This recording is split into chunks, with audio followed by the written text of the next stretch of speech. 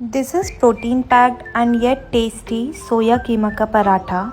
This is so tasty, I can bet you will struggle to stop eating. Let's get started by boiling the soya chunks and then properly squeezing them. In a blending jar, add soya chunks, garlic cloves and few green chilies and make a keema out of it. In a pan, add ghee, chopped onions and cook until the onions are soft. Now add in the prepared keema, salt, red chili powder, amchur powder and chopped coriander. Mix well and let the mixture cool down.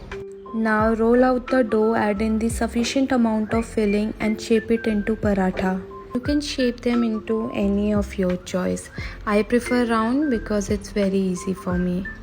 Now keep it on the pan and cook it properly on both sides by applying ghee or oil. Serve this hot with chutney, achar or curd. Enjoy!